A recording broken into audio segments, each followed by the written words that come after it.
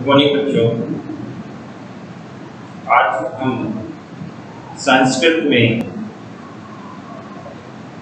जो हमारा टॉपिक चल रहा है वह है अपठिता बोधनम।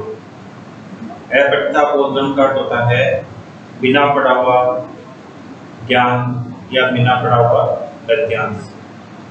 इसके बारे में आपको मैंने पिछली क्लास में भी बताया था कि अपठित बोधन क्या होता है और उसको कैसे हल किया जाता है।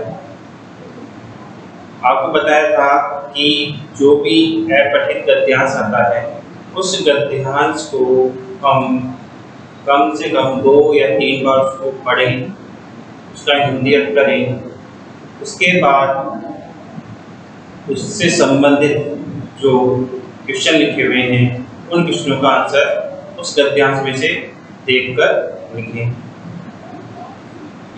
और भी मैंने ये बताया था कि जो भी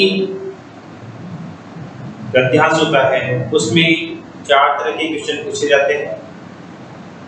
पहला जो क्वेश्चन होता है वह एक पदेन उत्तरतः, यानी कि संस्कृत के माध्यम से एक पद में या एक शब्द में उत्तर देना होता है। दूसरा जो प्रकार है प्रश्न का वह है पूर्ण वाक्य न उत्तर दे, अर्थात पूरे वाक्य में उसका उत्तर देना होता है। तीसरा जो प्रकार होता है उसमें हम उस गद्यांश के शीर्षक के बारे में पूछा जाता है कि जो भी आप गद्यांश पढ़ रहे हैं, जो भी आपके पेपर में है हल करने के लिए आपको दे रखा है, उस गद्यांश का उचित शीर्षक क्या होगा।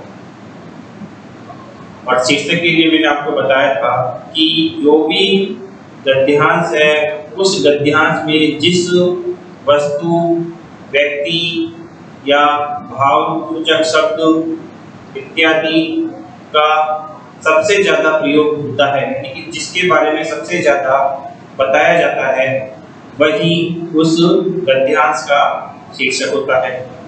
और चौथा जो प्रकार है क्वेश्चन का वह होता है भाषिक कार्य, अर्थात भाषा से संबंधित कार्य। और जैसे कि हमारी संस्कृत भाषा है, संस्कृत भाषा के हम गद्यांश कर रहे हैं, तो हमारी संस्कृत भाषा से संबंधित जो भी व्याकरण के क्वेश्चन बनते हैं, चाहे वो संधि का हो, चाहे समास का हो, चाहे प्रत्यय का हो, या विलोम शब्द का हो, या क्रिया या कर्ता से संबंधित, विलोम शब्द से संबंधित जो भी व्याकरण में टॉपिक आते हैं आपके, उन टॉपिकों से संबंधित उसमें प्रश्न पूछा जाता है। तो ये तो मैंने आपको बताया कि गद्यांश में किस प्रकार के क्वेश्चन होते हैं, गद्यांश को कैसे हल करना चाहिए। 2-3 बार उस गद्यांश को हमें पढ़ना चाहिए। उसके बाद में नीचे लिखे जो प्रश्न है उनका प्रश्नों का हिंदी अर्थ में आना चाहिए अच्छी तरह से, और उस क्वेश्चन से संबंधित जो भी लाइन आपको गद्यांश में दिखती है उस गद्यांश में से, उस लाइन में से वर्ड शब्द चुन करके उस गद्यांश के क्वेश्चन आंसर आप कर सकते हैं। उत्तर देते समय कर्ता और क्रिया दोनों का संबंध अवश्य देखना जरूरी है, क्योंकि कर्ता और क्रिया के बाद में वाक्य की पूर्ति नहीं होती है। इसमें कर्ता और क्रिया दोनों देखी जाती है, कर्म भी देखा जाता है। तो इस प्रकार से जो अपठित गद्यांश है, बिना पढ़ा हुआ जो गद्यांश, यानी कि आपके पाठ्यक्रम में नहीं होता है, वो है गद्यांश। पिछली क्लासों में से भी हो सकता है या किसी बुक में से भी हो सकता है, या कुछ ऐसे स्थान का भी पूछा जा सकता है। और जिस प्रकार से पूछा जाता है उसमें व्यक्ति, स्थान, किताब से संबंधित, व्यवहार से संबंधित, कहानी से संबंधित किसी भी प्रकार का गद्यांश आपसे पूछा जा सकता है और उसके प्रश्नों का आंसर आपसे पूछा जा सकता है। आज का जो हमारा गद्यांश है दूसरे नंबर का, पहले नंबर का जो हमारा गद्यांश था वो सदाचार के ऊपर था। सदाचार का महत्व, जैसा कि मैंने आपको बताया था, गद्यांश का शीर्षक सदाचार का महत्व, इसके बारे में हमने पिछली क्लास में पढ़ा था। और आज का जो शीर्षक है वो आपके सामने लिखा हुआ है। इसमें किसी स्थान के बारे में या किसी प्राकृतिक स्थान के बारे में बताया गया है। शीर्षक तो हम बाद में बताएंगे, पहले हम इस अभ्यास को अच्छी तरह से पढ़ लेते हैं, इसका इंटरव्यू कर लेते हैं, उसके बाद में क्वेश्चन आंसरों का इंटरव्यू देखते हैं, उसके बाद में हम करेंगे। तो हमारा जो संस्कृत विषय में संस्कृत व्याकरण समृद्धि ये नहीं होता है, ये तुम्हारी जो संस्कृत बुक होती है उस संस्कृत से संबंधित ये पैराग्राफ होते हैं। इसमें पठित गद्यांश आपके आता है 10 या 8 नंबर का जो भी होता है वो आता है, उस गद्यांश के आंसर आपको देने होते हैं। तो आज हम दूसरे नंबर का जो गद्यांश है इसके बारे में हम पढ़ रहे हैं। तो शुरू करते हैं हम गद्यांश का इंडिया टूर। अस्माकं देशस्य उत्तरस्यां दिशि पर्वतराजः हिमालय अस्ति। अस्माकं का अर्थ होता है हमारा, अस्माकं का क्या होता है हमारा या हमारी या हमारी, हमारा हमारी या हमारी। अस्माकं देशस्य, देशस्य देश शब्द है, षष्ठी व्यक्ति का एकवचन है और षष्ठी व्यक्ति का एकवचन का चिन्ह क्या होता है का के की। तो हमारे देश के उत्तरश्याम, उत्तरश्याम यानी उत्तर दिशि, उत्तरश्याम दिशि षष्ठी व्यक्ति आ जाएगी इसके अंदर। उत्तर दिशा में पूरे का आंसर क्या होगा उत्तर, पूरे का क्या होगा उत्तर दिशा में, हमारे देश के उत्तर दिशा में। ठीक है। पर्वतराज हिमालय स्थिति, पर्वतराज अर्थात पर्वतों का राजा, जो पर्वतों का राजा होगा वो क्या कहलाएगा पर्वतराज। पर्वतों का राजा हिमालय अस्ति, हिमालय है। हमारे देश के उत्तर दिशा में, हमारे देश के उत्तर दिशा में पर्वतराज हिमालय है। अस्य पर्वतस्य श्रृंखला विस्तृता वर्तते। अस्य, अस्य षष्ठी विभक्ति आ गई इसके अंदर, तो षष्ठी विभक्ति का चिन्ह होता है कि, तो अस्य का अर्थ क्या हो जाएगा इसके, पर्वतस्य पर्वत के, इस पर्वत के, यहाँ पे भी षष्ठी विभक्ति है इसमें भी षष्ठी विभक्ति है, तो इस पर्वत की श्रृंखला। अब यहाँ पे श्रृंखला जो शब्द दे रखा है वो कैसा है स्त्रीलिंग शब्द है श्रृंखला। तो इस पर्वत की श्रृंखला यानी कि इस पर्वत की जो चोटियां हैं विस्तृता विशाल वर्तते हैं। अस्माकं देशस्य उत्तरस्यां दिशि पर्वतराज हिमालय अस्ति। हमारे देश के उत्तर दिशा में पर्वतों का राजा हिमालय है। अस्य पर्वतस्य श्रृंखला विस्तृता वर्तते। इस पर्वत की श्रृंखला विशाल है। विशाल का मतलब होता है फैली हुई है। सह पर्वतराज इति कथ्यते, वह पर्वतराज कहलाता है। वह क्या कहलाता है, वह कौन है यहाँ पे हिमालय, यहाँ पे हिमालय के लिए सह शब्द लिया गया है, तो वह पर्वतराज इति कथ्यते, वह पर्वतों का राजा कहलाता है। संसारस्य उच्चतम पर्वत अस्ति। संसारस्य, संसार की, अब यहाँ पे षष्ठी विभक्ति आ गई है, संसार शब्द है, संसार के उच्चतम पर्वत अस्ति, संसार का या का उच्चतम पर्वत है। यहाँ पे एक वचन है, यहाँ पे भी एक वचन, संसार का सबसे ऊंचा पर्वत है। कौन सा है हिमालय। हिमालय के बारे में पढ़ रहे हैं हम कि बताया गया है हिमालय के लिए कि संसार का सबसे ऊंचा पर्वत है। अयं सर्वदा हिमाच्छादितः भवति। अयं का होता है यह। अब पर्वत हिमालय के बारे में पढ़ रहे हैं तो अयं यहाँ पे पुल्लिंग शब्द हो गया। अयं सर्वदा, यह हमेशा, सर्वदा का मतलब है हमेशा, हिमाच्छादितः भवति। हिम का मतलब बर्फ, आच्छादित मतलब ढका हुआ, यह हमेशा बर्फ से ढका हुआ होता है। भू धातु है और भू शब्द होती है होना, तो यह हमेशा बर्फ से ढका हुआ होता है। सह मतलब वह, भारत देशस्य मुकुटम इव रक्षक च अस्ति। सह मतलब वह, भारत देशस्य भारत देश के मुकुटम इव मुकुट के समान, रक्षक च अस्ति और रक्षक के समान है। स भारत देशस्य मुकुटम इव रक्षक च अस्ति। वह कौन? हिमालय भारत देश के मुकुट के समान और रक्षक है। यानी कि भारत देश के उत्तर दिशा में है हिमालय, तो भारत देश के उत्तर दिशा में हिमालय, तो उत्तर का मतलब है कि सिर, भारत माता का सिर कहलाता है उत्तर दिशा, तो सिर के ऊपर ये हिमालय जो पर्वत है वो मुकुट के समान है और रक्षक है। रक्षक क्यों बताया गया? क्योंकि उधर से आने वाले जितने भी शत्रु हैं उनसे ये हमारी रक्षा करता है, क्योंकि पर्वत बहुत ऊंचा है और जो शत्रु होते हैं हमारे देश के वो उसको आसानी से पार नहीं कर पाते, इसलिए भारत देश के मुकुट के समान इसको बताया गया है और रक्षक के समान भी इसको बताया गया है, क्योंकि यह हमारी रक्षा करता है। ये हमारी रक्षा दो प्रकार से करता है, एक तो उधर से आने वाली जो ठंडी हवाएं हैं उनसे हमारी रक्षा करता है, दूसरा जो उधर से उस क्षेत्र से जो भी शत्रु आते हैं उनसे हमारी रक्षा करता है। अनेकाः नद्यः एव निस्सरन्ति।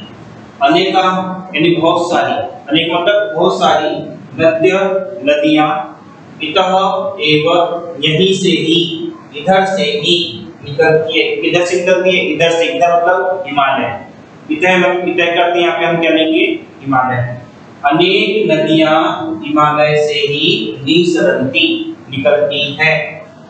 नदीषु पवित्रतमा, नदियों में सबसे पवित्र गंगा अपि हिमालया एव भवति।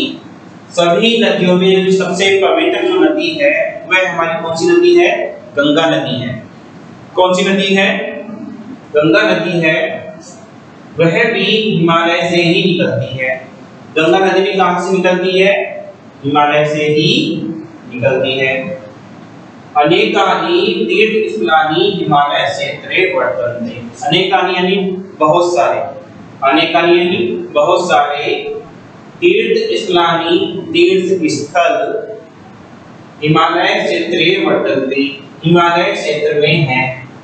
बहुत सारे तीर्थ स्थल हैं, जैसे बद्रीनाथ है, केदारनाथ है, गंगोत्री, यमुनोत्री इत्यादि कई ऐसे तीर्थ स्थल हैं जहाँ पे लोग हमेशा जाते रहते हैं। तो वो सारे तीर्थ कहाँ है? हिमालय क्षेत्र में। कौन से क्षेत्र में? हिमालय क्षेत्र में है। तो कह रहे हैं कि अनेकानि तीर्थस्थलानि हिमालय क्षेत्रे वर्तन्ते।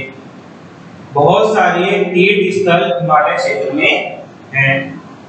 वस्तुतः हिमालय तपोभूमि अस्ति। वस्तुतः मतलब पूर्ण रूप से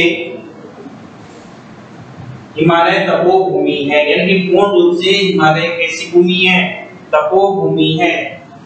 हिमालय को तपोभूमि क्यों बताया गया है? क्योंकि वहां पे बहुत सारे ऋषि मुनियों ने तपस्या की है, इसलिए हिमालय को तपोभूमि कहा है, बताया है। पुरा का अर्थ होता है पहले या प्राचीन समय में। पहले या प्राचीन समय में अनेके जना तत्र तपः कृतवन्तः। प्राचीन समय में अनेक यानी बहुत सारे जनाः लोग तत्र वहाँ तपः कृतवन्तः तप करते थे। अत्रत्यम अत्र प्लस इत्यम अत्रत्यम वातावरणं मनोहर शांतं चित्ताकर्षकं च भवति। अत्र यहीं पर ही वातावरणम मनोहरम शांतम चित्ताकर्षकम च भवति। यहीं पर वातावरण कैसा होता है? मनोहर होता है, शांत होता है और मन को आकर्षित होता है।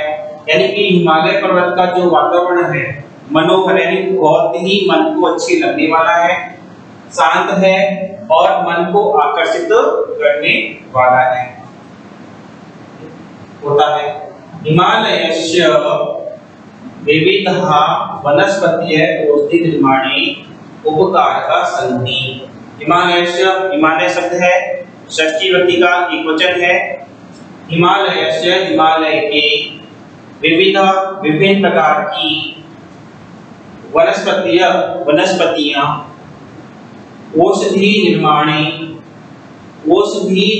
में उपकारका संति उपयोगी है। हिमालय के अंदर बहुत सारे ऐसे वनस्पतियां हैं, विभिन्न प्रकार की वनस्पतियां हैं जो औषधि निर्माण करने में भी उपयोगी होती है। तत्र दुर्लभ रत्नानि मिलन्ति। तत्र वहां अव्यय शब्द है, वहां मैंने कहा हिमालय में दुर्लभ रत्नानि मिलन्ति, यानी कि हिमालय जो पर्वत श्रृंखला है उस हिमालय पर्वत में दुर्लभ प्लस लभ यानी कि बहुत ही मुश्किल से प्राप्त होने वाले, दुर्लभ का मतलब कठिनाई, बहुत ही कठिनता से मिलने वाले रत्न वहां पाए जाते हैं।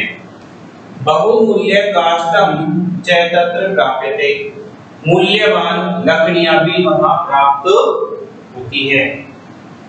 तत्र दुर्लभ रत्नानि मिलती, वहां दुर्लभ रत्न मिलते हैं, मूल्यवान लकड़ियां वहां प्राप्त होती हैं।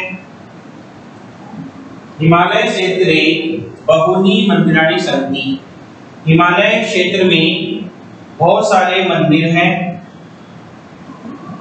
प्रतिवर्षम, अब इसका समास हम करेंगे, अव्ययभाव समास आ जाएगा, तो यहाँ पे क्या हो जाएगा, ये समास पद दे रखा है, अव्ययभाव समास है। अब उसका विग्रह पूछ लिया जाता है तो क्या करेंगे, वर्षम प्रति, जैसे कि मैंने अव्यय समास पढ़ाया था, अव्ययभाव समास में मैंने आपको प्रतिदिन बताया था, इसका अर्थ होता है दिनम दिनम प्रति। उसी प्रकार यहाँ पे क्या होगा, वर्षम प्रति।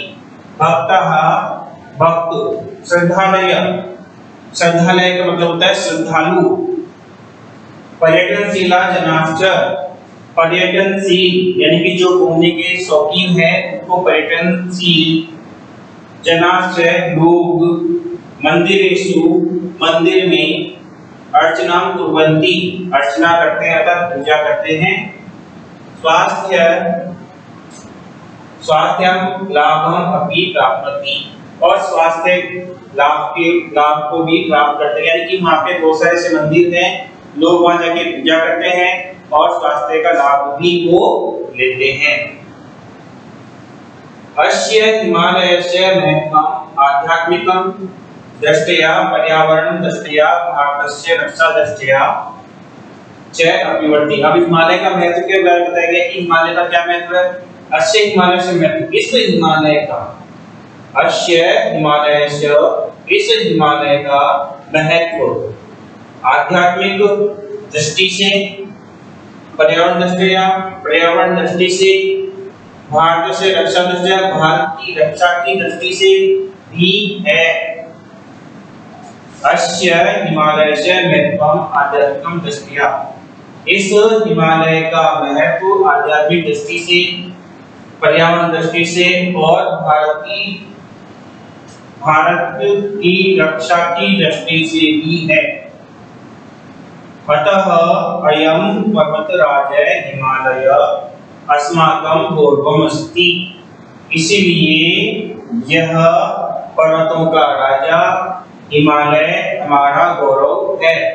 इसलिए पर्वतों का राजा हिमालय हमारा गौरव है। इसका हिंदी अर्थ मैंने आपको बता दिया है, एक बार वापिस मैं हिंदी अर्थ को रिपीट कर देता हूँ, बता देता हूँ, समझा देता हूँ, ताकि आपको नीचे जो क्वेश्चन दे रखे हैं क्वेश्चनों का आंसर आपको आसानी से प्राप्त हो जाए, आप आसानी से उसको हल कर सकें। वापिस हम इसको रिपीट करते हैं। जैसा कि मैंने आपको बताया है कि गद्यांश कम से कम 2-3 बार आप पढ़ेंगे, उसका हिंदी करें, तभी आपको उस गद्यांश का अर्थ समझ में आएगा और आप नीचे के प्रश्नों के आंसर कर सकेंगे। तो मैं एक बार वापिस इस गद्यांश का हिंदी अर्थ समझा देता हूँ, फिर नीचे लिखे प्रश्न का उत्तर हम इस गद्यांश में से ढूंढकर लिखेंगे। सेकंड नंबर का हमारा ये गद्यांश है। इससे पहले मैंने आपको सदाचार के बारे में बताया था। इस गद्यांश का मैंने आपको बता दिया है इंडिया, तो उस हिसाब से आपको समझ में आ गया होगा कि गद्यांश का शीर्षक क्या है। तो अस्माकं देशस्य उत्तरस्यां दिशि, हमारे देश के उत्तर दिशा में पर्वतों का राजा हिमालय है। हमारे देश के, अस्माकं हमारे, देशस्य देश के, उत्तरस्यां उत्तर दिशा में, पर्वतराज हिमालय अस्ति, पर्वतों का राजा हिमालय है। अस्य पर्वतस्य श्रृंखला विस्तृता वर्तते, इस पर्वत की जो श्रृंखला है वो विशाल है, फैली हुई है। सह पर्वतराज इति कथ्यते, और वह हिमालय पर्वतराज कहलाता है। संसारस्य उच्चतम पर्वतमस्ति, संसार का सबसे ऊंचा यह पर्वत है। अयम सर्वदा हिमाच्छाद्य भवति, यहाँ हमेशा बर्फ होती है, तो ये हमेशा बर्फ से ढका हुआ होता है। स भारत देश से मुकुटम रक्षित अस्ति, वह कौन, हिमालय भारत देश के मुकुट के समान, मुकुटम एवं, मुकुटम प्लस एवं का मतलब था समान, संधि विच्छेद का मुकुटम प्लस एवं, मुकुट के समान और रक्षक के समान है, क्योंकि ये हमारी रक्षा भी करता है, इसलिए इसको रक्षक बताया गया है। अनेका नद्यः इतः एव निस्सरन्ति, बहुत सारी नदियां इतः इधर से कहा, हिमालय से, एव ही निस्सरन्ति निकलती है। नदीषु पवित्रतमा गंगापि हिमालयात् एव प्रवहति, नदियों में पवित्रतमा सबसे पवित्र गंगा भी हिमालय से ही निकलती है। अनेकानि तीर्थस्थलानि हिमालय क्षेत्रे वर्तन्ते, बहुत सारे तीर्थ स्थल हिमालय क्षेत्र में हैं। वस्तुतः हिमालय तपोभूमि अस्ति, वस्तुतः ये जो हिमालय है तपोभूमि बताई गई है। पुरा अनेके जना तत्र तपः कृतवन्तः, पहले बहुत सारे लोग यहाँ तपस्या करते थे। अत्रत्यं, यहाँ ही वातावरणम मनोहरम शांतम चित्ताकर्षकम च भवति, और यहाँ का जो वातावरण है बहुत ही मनोहर है, अर्थात मन को अच्छा लगने वाला है, शांत है और मन को आकर्षित करने वाला होता है। हिमालयस्य विविधा वनस्पतयः औषधि निर्माणे उपकारका सन्ति, हिमालय की विभिन्न वनस्पतियां औषधि निर्माण में उपयोगी हैं। यानी कि हिमालय में जो भी वनस्पतियां पाई जाती हैं वो सभी वनस्पतियां औषधि के निर्माण में उपयोग होती हैं। तत्र दुर्लभ रत्नानि मिलन्ति, और वहीं हिमालय पर दुर्लभ यानी बहुत कठिनता से मिलने वाले रत्न मिलते हैं। बहुमूल्यम काष्ठम च तत्र प्राप्यते, मूल्यवान लकड़ियां भी वहां पर पाई जाती है। हिमालय क्षेत्रे बहुनि मंदिराणि सन्ति, हिमालय क्षेत्र में बहुत सारे मंदिर हैं। प्रतिवर्षं भक्ता श्रद्धालय पर्यटनशीला जनाश्च मंदिरेषु अर्चनां कुर्वन्ति, हर वर्ष भक्त, श्रद्धालु और पर्यटनशील व्यक्ति मंदिरों में पूजा करते हैं। स्वास्थ्यम लाभम अपनी प्राप्नुवन्ति, और स्वास्थ्य का लाभ भी प्राप्त करते हैं। अस्य हिमालय से महत्वम आध्यात्मिकम दृष्टया, पर्यावरण दृष्टया, भारत रक्षा दृष्टया च अपि वर्तते, इस हिमालय का महत्व आध्यात्मिक दृष्टि से, पर्यावरण की दृष्टि से और भारत की रक्षा की दृष्टि से भी है। अतः अयं पर्वतराज हिमालय अस्माकं गौरवम् अस्ति, इसीलिए यह पर्वतों का राजा हिमालय हमारा गौरव है।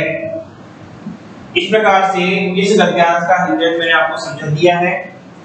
आप एक बार इसको पढ़ लेना, और इससे संबंधित किसी प्रकार की आपको कोई समस्या हो तो मुझे बता देना। अब हम से संबंधित जो क्वेश्चन नीचे लिखे हुए हैं उन क्वेश्चनों का हिंदी अर्थ करने के बाद हम इनके आंसर करेंगे। पहला जो क्वेश्चन लिखा हुआ है, एक पदेन उत्तरत, एक पद में उत्तर दीजिए, यानी कि एक पद में एक शब्द में उत्तर देना है। पहला जो क्वेश्चन है इसका, हिमालय कस्य भूमि, हिमालय किसकी भूमि है?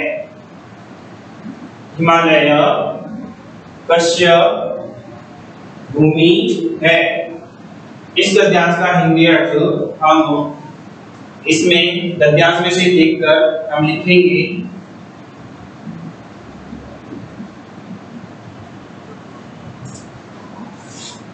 हिमालय कस्य भूमि, हिमालय किसकी भूमि है? गद्यांश में देखते हैं, हमारे देश के उत्तर दिशा में पर्वतराज हिमालय है, इसकी पर्वत श्रृंखला विशाल है, पर्वतों का राजा कहलाता है, संसार की सबसे ऊंची पर्वत श्रृंखला है, यहाँ हमेशा बर्फ रहती है, भारत के मुकुट के समान और अक्षर के समान होता है, बहुत सारी नदियां यहाँ से निकलती है, पवित्र नदियों में गंगा भी यहीं से निकलती है, अनेक तीर्थस्थल हिमालय क्षेत्र में है।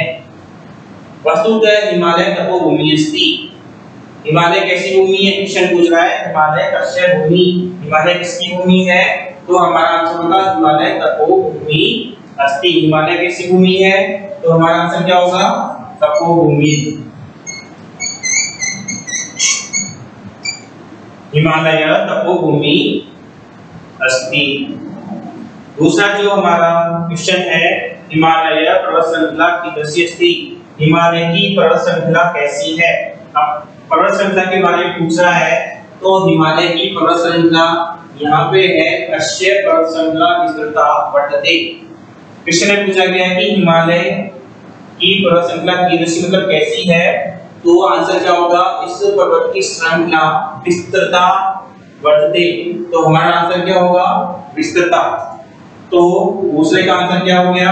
विस्तृता। इस प्रकार से एक पद वाले क्वेश्चन थी। इसके बाद वो पूर्ण वाक्य ना पूरे वाक्य में उत्तर देना है। हिमालय से वातावरण कीदृश अस्ति, हिमालय का वातावरण कैसा है? हिमालय का वातावरण कैसा है? तो हिमालय के वातावरण के बारे में पूछा जा रहा है, तो हम देखते हैं इसके वातावरण के बारे में। अत्रत्यं वातावरणं मनोहरं शांतं चित्ताकर्षकं च भवति। जैसे कि आपको पता है कि लाइन क्वेश्चन की जो लाइन है उससे संबंधित लाइन हमें इसमें ढूंढनी होती है। तो यहाँ पे हमने देखा है कि अत्रत्यं वातावरणं मनोहरं शांतं चित्ताकर्षकं च भवति।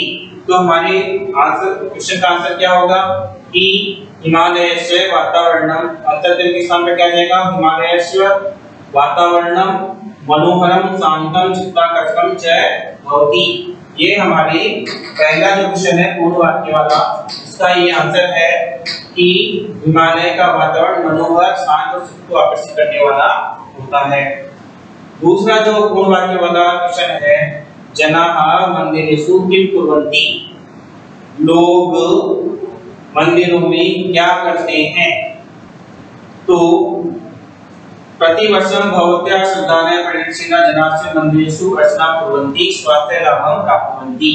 तो जनाः मंदिरेषु किं कुर्वन्ति, जनाः मंदिरेषु अर्चनां कुर्वन्ति स्वास्थ्य लाभं अपि प्राप्नुवन्ति।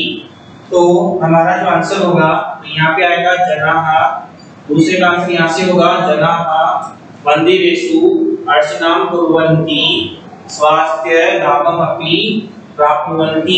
ये हमारे दूसरा पूर्ण वाक्य है, उसका आंसर होता है।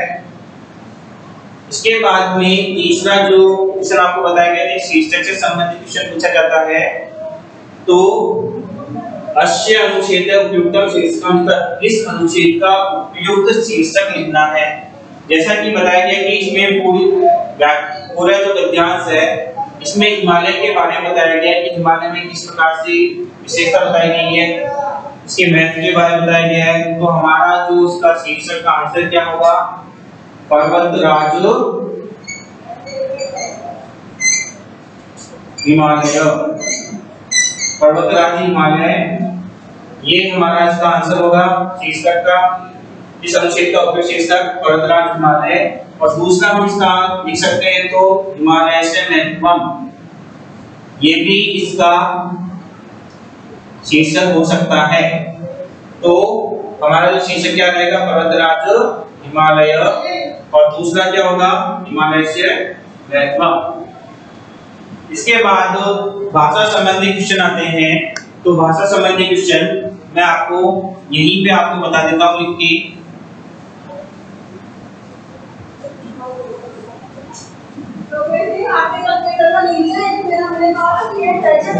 इसमें पहला जो क्वेश्चन है भाषा संबंधी क्वेश्चन है। भाषा संबंधी जो क्वेश्चन है उसमें पहला जो क्वेश्चन है हमारा, अधुना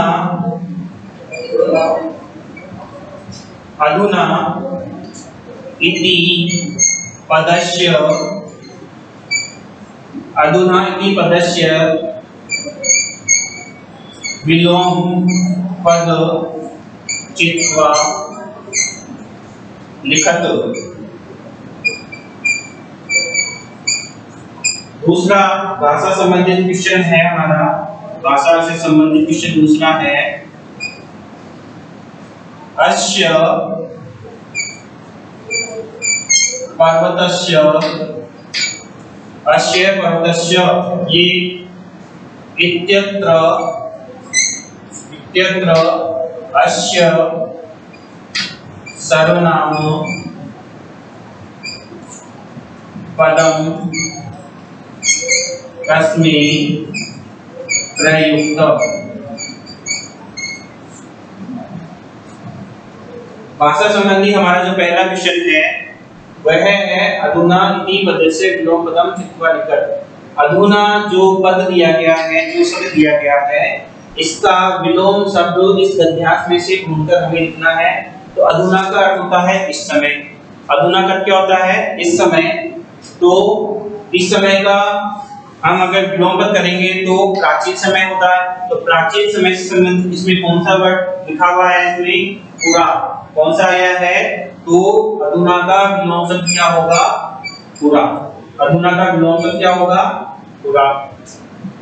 दूसरा जो हमारा क्वेश्चन है, अस्य पर्वतस्य, अस्य पर्वतस्य इत्यत्र अस्य सर्वनाम पद कस्मै प्रयुक्तम। इस पर्वत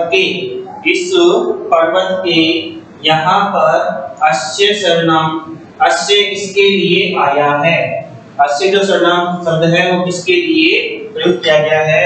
तो यहाँ पे पर्वत के लिए कहा गया है कि पर्वत के, तो हम कौन से पर्वत की बात कर रहे हैं, हम हिमालय पर्वत की बात कर रहे हैं। तो हमारा जो आंसर होगा वो होगा इसमें हिमालय। क्या होगा इसमें, हिमालय इसका आंसर होगा।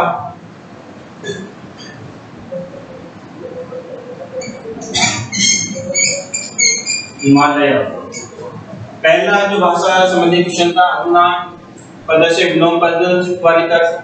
तो अधुना का विलोम शब्द लिखा हमने पूरा। दूसरा क्वेश्चन था, अस्य पर्वतस्य इत्यत्र अस्य सर्वनाम पदम कस्मै प्रयुक्तम। इस पर्वत के यहाँ पे अस्य शब्द किसके लिए प्रयोग किया गया है, तो हमारा आंसर क्या होगा, हिमालय। तो इस प्रकार से ये जो हमारा गद्यांश है ये हमारा समाप्त होता है। आप इस गद्यांश को अच्छी तरह से पढ़ें, समझें, और इसमें इससे संबंधित क्वेश्चन आपको बताए गए हैं वो भी आप करें। अगली क्लास में हम अगले किसी गद्यांश को लेकर आपसे बात करेंगे, उसका अध्ययन करेंगे। तब आप इसको समझें, अच्छी तरह से पढ़ लें। धन्यवाद।